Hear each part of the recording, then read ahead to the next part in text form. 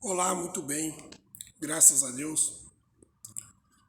Hoje nós vamos dar continuidade à nossa série de estudos acerca dos dons espirituais e ministérios espirituais. Ao passo que na semana passada nós refletimos no texto que se encontra em Salmos 68, versículo 18, texto este, o qual o eminente apóstolo de Cristo, Paulo, ele utiliza para estar fundamentando ali a sua tese. Essa tese ela é desenvolvida aqui na epístola de Paulo, ou na carta de Paulo aos Efésios, capítulo 4. E hoje nós vamos estar dando prosseguimento, só que o título hoje será acerca da unidade, né? E é importante nós estarmos nos detendo nestes elementos que irão culminar finalmente na questão tema dos nossos encontros, que são os dons espirituais e ministério. Então é interessante você dar uma olhada na parte 1 para que você possa entender agora a parte 2. Muito bem. Convido você a abrir a vossa Bíblia no capítulo 4, versículo 1 de Efésios. Diz assim: Rogo-vos, pois eu, o prisioneiro no Senhor, que andeis de modo digno da vocação a que fostes chamados, com toda a humildade e mansidão, com longanimidade, suportando-vos uns aos outros em amor, esforçando-vos diligentemente por preservar a unidade do Espírito no vínculo da paz. Ponto, vírgula. Muito bem. Perdão. Primeiro vamos analisar este primeiro trecho, o qual o apóstolo diz: Eu, o prisioneiro no Senhor. Que é um fato curioso, interessante, porque eu já fui menino na fé e às vezes falta uma orientação pedagógica concernente à leitura da palavra de Deus, e a gente nós, passamos desapercebidos muitas das vezes e não compreendemos o todo, ou melhor, o todo das passagens bíblicas, Então aqui, eu, o prisioneiro no Senhor. Paulo, quando ele escreveu esta carta aos cristãos em Éfeso, ele estava cumprindo uma pena, uma prisão, né, melhor dizendo. Ele estava cumprindo uma prisão, né, domiciliar, ali mesmo, naquele país conhecido hoje como Itália. Na região da Itália, na cidade-estado e sede do Império Romano, a saber, Roma, ele escreveu essa epístola e essa pena, essa condenação, ou melhor, essa prisão, deveras é uma prisão, é uma condenação tanto quanto branda, porque permitia que o infrator penal, o condenado, ele pudesse residir em sua própria residência ou alugar uma residência, permitia com que o seu direito de ir e vir, né? E existia a tornozeleira eletrônica. Como assim, reverendo? Tornozeleira eletrônica? Sim. Na verdade, foi os pais da conhecida tornozeleira eletrônica. Como que funcionava esse sistema de tornozeleira eletrônica nos dias de Paulo? Funcionava da seguinte forma: o preso, ele era conectado, ao passo que ele, aonde quer que ele fosse, juntamente com ele ia também um guarda. Por quê? Porque o guarda, o soldado, ele exercia as funções que hoje são funções da tornozeleira eletrônica, que é o monitoramento, né, o acompanhamento do detento, né? E esse sistema impedia com que o detento ele fugisse ou praticasse outras infrações, né? Agora, como que funcionava essa questão do fugir, né? Não havia uma guarnição complexa, numerosa, não. E mesmo assim, imagina se o Estado disponibilizasse aí 20 soldados para cuidar de um único preso em prisão no sistema domiciliar. Seria complicado, não é mesmo? Então, esse soldado, ele estava ligado ao condenado através das correntes e algemas. Sim? O soldado, ele estava preso junto com o condenado. Era colocado a algema no condenado, no infrator, e no soldado. Por isso, Paulo fala: eu, prisioneiro no Senhor, porque os receptores da carta conheciam esse sistema. Então, Paulo ele faz um trocadilho, comparando a sua condição de um condenado,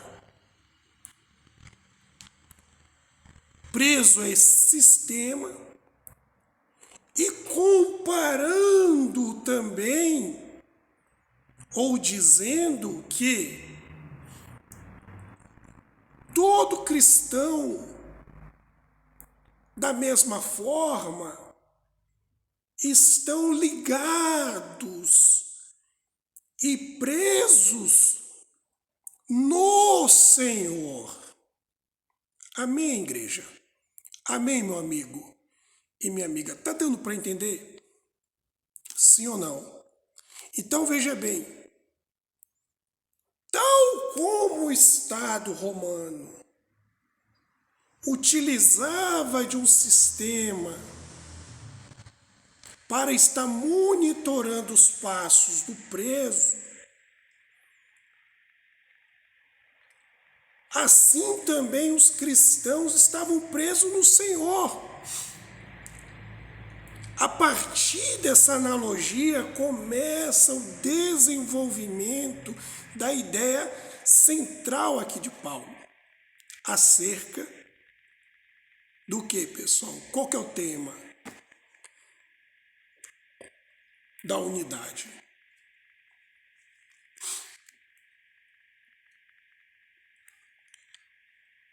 Aí diz aqui, depois da vírgula, no primeiro trecho, né?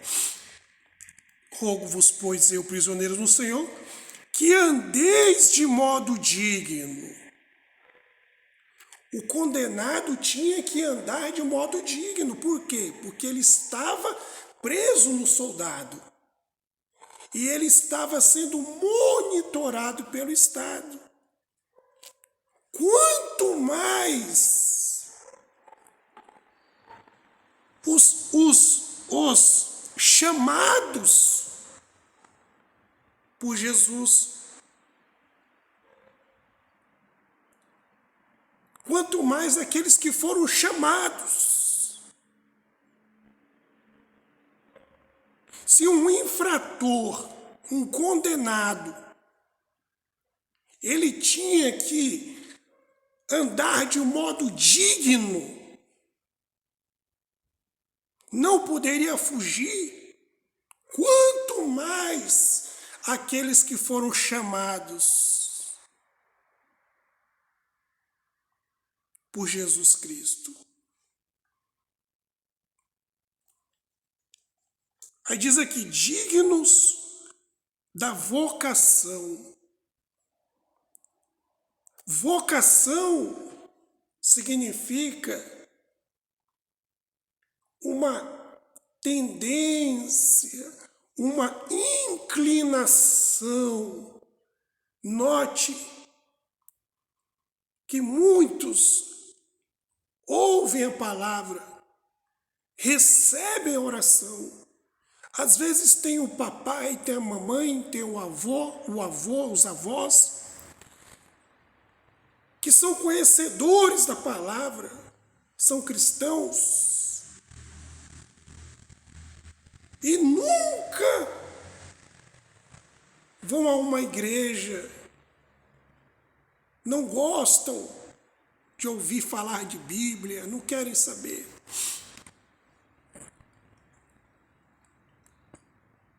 E tem outros que, embora estejam em uma situação diversa, têm um comportamento contrário. Praticamente ele busca. Eu me lembro que quando eu tinha os meus 12 anos de idade, eu gostava muito de ouvir uma rádio na AM. Eu sinto muita saudade dessa rádio. Essa rádio hoje ela já é uma rádio extinta, foi extinta infelizmente.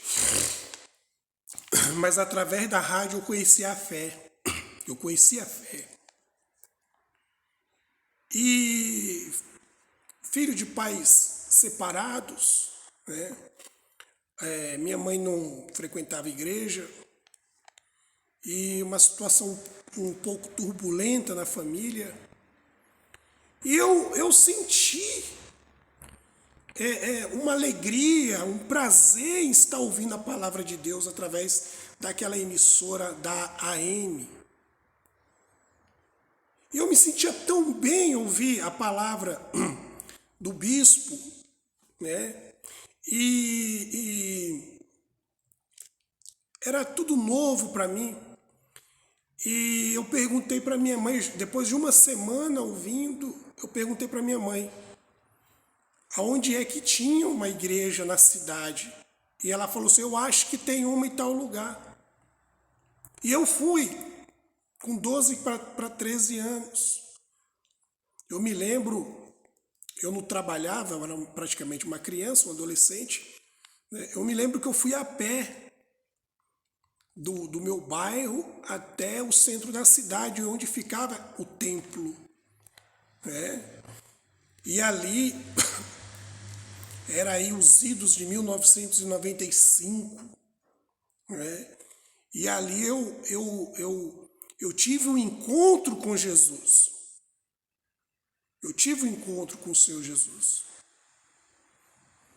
E eu permaneci. Eu permaneci. E vesti a camisa daquela denominação. Então o que acontece? E muitos que são de berço evangélico, como se diz assim, ou católico, seja lá qual for a religião, muitas das vezes não professam fé. Né? Tem a igreja presbiteriana, por exemplo, as que são da IPB, por exemplo, tem um costume de batizar crianças, né? Porque segundo a doutrina, as crianças são herdeiras da fé dos pais. Então, tal como acontecia na antiga aliança, quando uma criança ela era uma criança, um recém-nascido, né? Ela se submetia, né, ao rito da circuncisão. Né? E para essa denominação, a IPB, o batismo é um paralelo. Né? Seria como a circuncisão da antiga aliança. Por isso que eles batizam criança. Segundo essa doutrina, as crianças também são cristãs, pois são herdeiras da fé dos pais. Só que o que acontece? Tem muitos que não são cristãos. São muitos. Tem muitos que são pessoas atribuladas, perturbadas, pessoas que sofrem de depressão, pessoas que sofrem dependentes químicas, pessoas perturbadas. Não estou generalizando, é apenas para exemplificar, apenas um exemplo. Isso acontece em todos os segmentos, em todos os locais. É apenas para vocês entenderem aqui, quando fala digno da vocação a que fostes chamados. Ou seja, aqueles que naturalmente têm uma inclinação, uma tendência a ser atraídos ao Senhor. Aí diz aqui, com toda a humildade e mansidão. Humildade, aqui neste período, neste tempo, para a sociedade greco-romana, era um sinal, vou colocar essa palavra, um sinal de fraqueza. Né? E mansidão também. Né? Eles tinham aquela cultura, né, da altivez, né, do valente, né, do cruel, do perverso. Né? Daí a gente não entendermos hoje, né, os motivos das arenas, daqueles combates que aconteciam nos coliseus, naqueles anfiteatros, né? Enfim, era por causa disso, as pessoas se alegravam, aquilo ali era demonstração de força, né? Então, mansidão e humildade não estavam no contexto. Isso era um sinal de humilhação. Humilhação.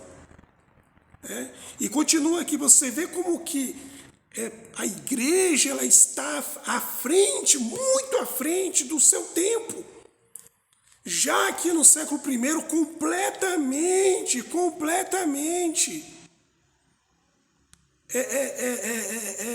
fora do contexto, muito mais avançadas, direitos que vieram depois, conquistados e etc. Aqui nós chegamos hoje na concepção que nós temos, demorou muitos milênios, melhor dizendo, milênios. Então o que acontece?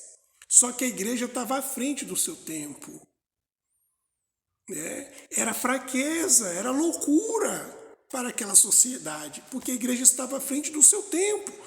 Agora, por que havia essa compreensão, esse entendimento? Porque a igreja ela é divina, porque a igreja tinha o Espírito de Cristo. Mas vamos continuar, né? Vamos continuar até o desfecho, porque nós já vamos encerrar. Não quero enfadar a amiga e o amigo, não quero enfadá-los.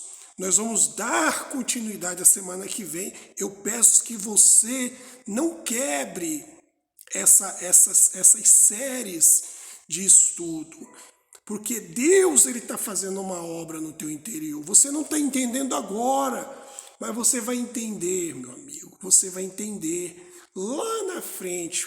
Mas vamos lá. Longanimidade, paciência, suportando-vos uns aos outros em amor e esforçando-vos diligentemente por preservar a unidade do Espírito no vínculo da paz. Suportando-vos uns aos outros, esforçando-vos com cuidado por preservar a unidade do Espírito no vínculo da paz. Essa palavra shalom no original hebraico significa saúde, né? Ou estabilidade, equilíbrio. Vamos colocar assim para ficar mais compreensível. Então, o que acontece? Todas estas coisas citadas aqui, elas são possíveis por meio do vínculo com o equilíbrio, com a estabilidade, ou shalom, paz. Quando há o equilíbrio, todas estas coisas são possíveis, pois é ele o vínculo, é aquilo que atém, é aquilo que liga. Tudo isso que foi citado, a paz, ou da paz, da estabilidade, do equilíbrio. Devemos buscar o equilíbrio, o bom senso, renunciar o nosso orgulho, sermos humildes, ter paciência, suportar, ser moderado, estáveis e equilibrados. Aí diz aqui, há somente um corpo e um espírito.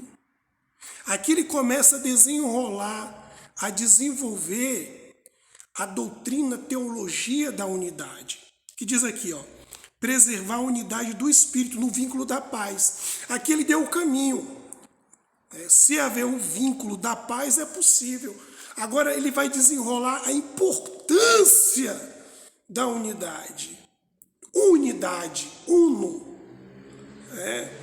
Essa doutrina, essa teoria platônica, muito bem desenvolvida por Aristóteles e também pelos neoplatônicos, Plotino, se eu não me engano, um grande filósofo do século II, esses filósofos eles se ocuparam com essa doutrina do uno, né, da unidade. Né? Então aqui Paulo, inserido nesse contexto grego, né, o qual essas escolas, né, aristotélica, platônica, eram famosíssimas, né? Então ele desenvolve aqui a sua doutrina aqui da unidade de forma espetacular. Né? Nós vemos muito isso no neoplatonismo do século II. Mas vamos entender aqui, eu não vou dar continuidade para essa seara, porque nós vamos prolongar muito tempo, é muito complexo. Eu tenho que voltar atrás para poder falar acerca do desenvolvimento dessas doutrinas filosóficas. Mas você pode pesquisar os nomes que eu citei e você vai entender essa questão dessa doutrina do uno, né? da unidade. Né? Mas, enfim, ele diz aqui, olha que interessante, né? Há somente um corpo e um espírito. Veja bem como que as coisas levam para o um. Você vê uma árvore cheia de galhos, cheio de folhas, como essa planta aqui, por exemplo. Né? Aqui eu tenho muitas folhas, flores e galhos. Né? Temos um tronco ali. Né? Só que é um engano. Essa diversidade, essa multiplicidade é um engano. Na realidade é um. Por que um? Como assim? Estou vendo vários. Uma semente. Sem essa uma semente que está inserida, semeada ali na terra, isso aqui não existiria. Então ele fala aqui, ó, há um corpo. Aqui ele se refere ao corpo animal. Ou existe outro de você, meu amigo e minha amiga? Existe outra Maria? Existe outro João? Existe outro Antônio? Não! Existe só um. Só um. A prova disso é as tuas digitais. Não há outra no mundo inteiro igual essa sua, porque você é o único, meu amigo e minha amiga. Então há um só corpo.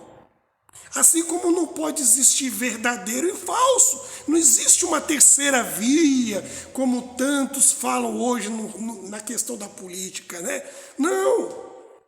Ou é falso ou é verdadeiro. Não tem terceiro. É um.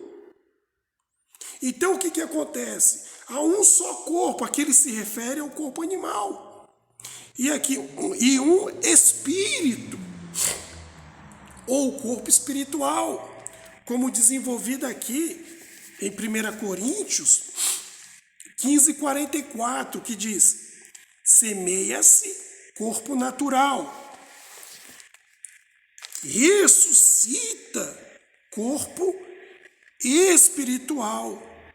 Se há corpo natural, ou seja, esse corpo fisiológico, esse organismo, né, fisiológico, há também o corpo espiritual. Ou seja, esse teu corpo aí de carne, osso e sangue, ele é carnal, é animal. Ele não é espiritual. Se ele fosse espiritual, ele não precisava dormir, não precisava se alimentar, não adoecia. Sim ou não? Mas ele é um corpo carnal.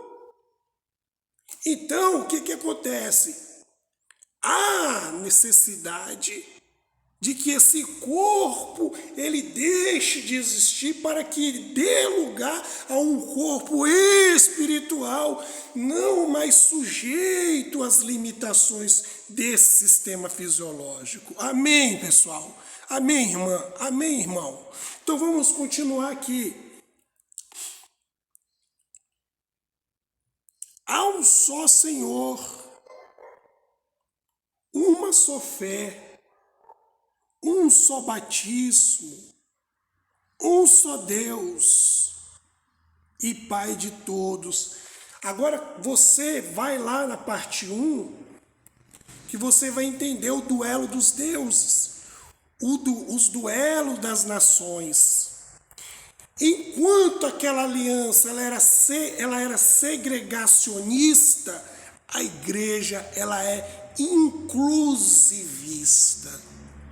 Aqui fala Pai de todos e não somente de uma nação ou de um povo específico. E havia vários deuses guerreiros. Aqui é só um Deus que é Deus e Pai de todos, o qual é sobre todos, assim como o exemplo da semente, uma semente que dá vida, traz a existência e dá o crescimento, como o exemplo da plantinha aqui do lado. Assim, Deus é Pai de todos, o qual é sobre todos, age por meio de todos e está em todos. Então, o acesso é direto, independente da placa de igreja, independente da convenção, independente do conselho, independente se você é um drogado, é um alcoólatra, é um fumante, independente. Deus age, Deus está sobre e Deus ele está em todos, até nessa planta, nesse chão, nesse céu, nesse sol, em você que está me vendo aí. Independente, meu amigo. A igreja, ela é hiper superior ao sistema da antiga aliança. Você pode ver, e o que eu falei lá na parte 1, você pode ver em 1 Samuel 15. Você vai ver que ali eu não estou falando nenhuma mentira, pessoal. Não estou. Era o sistema, mas a igreja, ela é hiper superior, ela é inclusiva, né? Então, esse desenvolvimento do né, que nos mantém ligados ao divino, né? E esse vínculo ele é notório se você estudar ciências da natureza, né? Tudo na natureza é ligado a né? Que são as ligações, né? As ligações químicas, né? Se você pega uma pedra e você resolve separá-la até o ponto dela se tornar ali, você ir dividindo a pedra até ela se tornar indivisível, ela não será mais a pedra, meu amigo e minha amiga. Ela vai ser poeira ou vai ser terra, como você queira interpretar. Ela não vai ser mais pedra, ela vai ser outra coisa. Então, para que ela seja pedra, ela tem que estar unida nessa ligação. Então, eu e você, o planeta, o mundo porque existe algo que nos liga.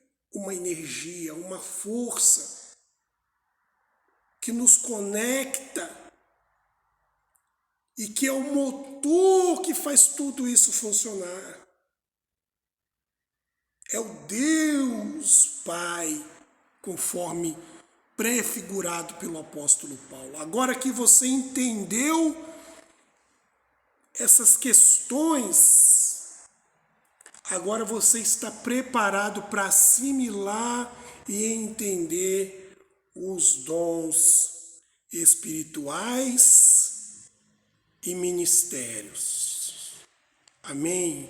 Então, na próxima semana, finalmente nós vamos estar entrando agora nos dons espirituais. Você vai entender, você vai ver que muitas das coisas que você vê por aí não tem nada a ver com dons espirituais. Nós vamos entender a questão das manifestações. Né? Havia um vislumbre na antiga aliança, onde poucos indivíduos, reis, sacerdotes, profetas, eles recebiam ali um dom e se manifestava aquela manifestação espiritual, mas o povo, as massas não eram contempladas. Sim ou não? Há poucos relatos. Ah, não, mas eu vi lá em tal capítulo, versículo. Ah, sim, mas poucos relatos. Vinham as manifestações sobre indivíduos específicos. Mas já na igreja, essa questão ela já é mais abrangente. Então nós vamos estar analisando a semana que vem e eu conto com você, não desista. Vá lá no nosso canal, melhor dizendo, na nossa página no Facebook, Ministério Reverendo Luiz Gustavo, curta, nos siga para que você venha estar atualizado quanto a esta série de estudo. E eu conto com vocês. Além do mais, você vai estar recebendo orações. Enfim, se inscreva aqui no canal, dê o seu like, faça o seu comentário. E Deus, ele certamente, ele já te abençoou.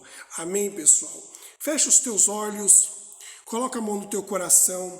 Deixa eu fazer uma oração por você. Senhor, meu Deus e meu Pai, em o nome do Senhor Jesus Cristo, eu venho interceder por esta pessoa, para que o teu Espírito venha trabalhar no seu interior, porque o Espírito seu convence o homem do pecado, da justiça e do juízo. Então venha abrir o entendimento dessa criatura. Venha, Senhor, abrir o entendimento e a inteligência dessa pessoa, para que nós venhamos compreender, assimilar a tua palavra e venhamos ser pessoas equilibradas, pessoas com o pé no chão, pessoas com a mente transformada em a mente do Cristo. Então, meu Deus, vem abençoar esta pessoa. Toma esta pessoa nas tuas mãos, a sua família. Nos abençoa. Em nome do Pai, do Filho e do Espírito Santo, em nome de Jesus Cristo. Amém. E graças a Deus. Que Deus te abençoe e até o nosso próximo encontro. Fiquem com Deus.